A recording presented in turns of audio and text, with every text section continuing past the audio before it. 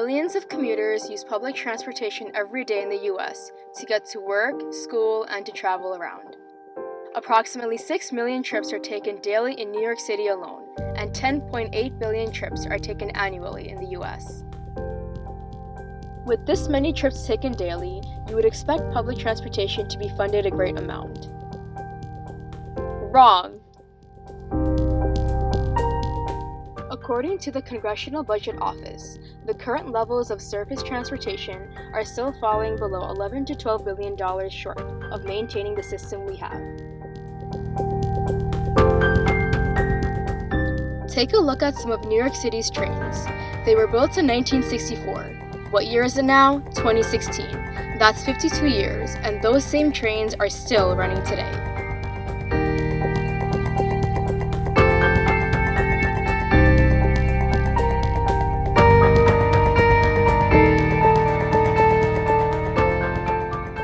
Basically, can we connect the dots between the horrific accidents that we've had on our rail system and then the lack of investment? And anyone who's realistic is going to say, of course, or delayed investment, right? We are a nation that tends to react than be proactive. So public policy, more often than not, is reactive. Let's take a look at this chart. You can easily see the federal government gives the least, with total federal funding at 18% compared to fares and other income with a whopping 26.3%. Without funding towards transportation, improvements cannot happen to prevent trail derailments. Train derailments are only one of the many issues that is a consequence of a lack of funds from the federal government.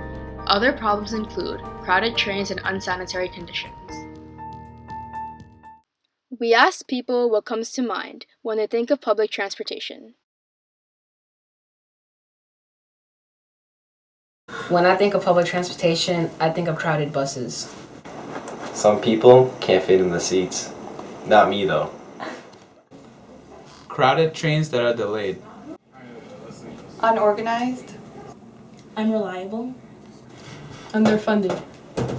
The dismal state of our nation's outdated roads, bridges, and railways cost my state, as other states, valuable time and money and energy. From the 1940s into the 1980s, we led the world in infrastructure, building things the world had never seen before. But as we all know, the quality of U.S. infrastructure ranks as 16th in the world. It's critical that this conference committee focuses on producing a bill that increases funding above current levels and helps states and cities invest in their infrastructure in a meaningful way. According to the Department of Transportation, transportation contributes to the economy by providing millions of jobs.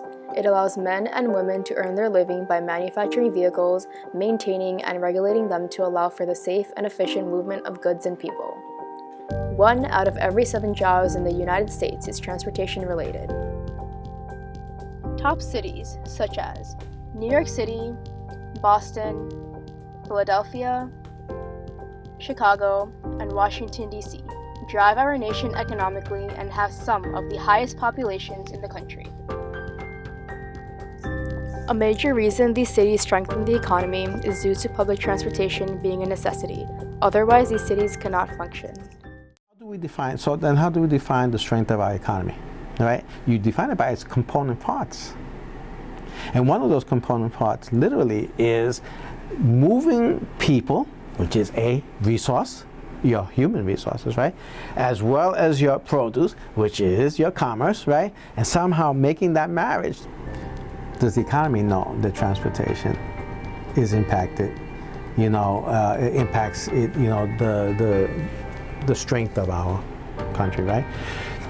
We have to ask a question, and I know that people say, well, we're not Europe and we're not Asia, we're not China. But why is it that these nations invest so much money on their rail systems? I mean, so much so that we're talking about trains that are not even going on rails, they're levitated basically, we're trying to see how fast we can make them, right?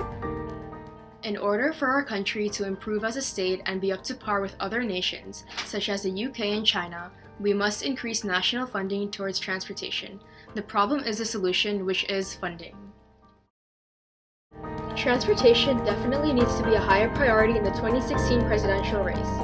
We need to have bigger projects that are everlasting to attract more public investors instead of private funding.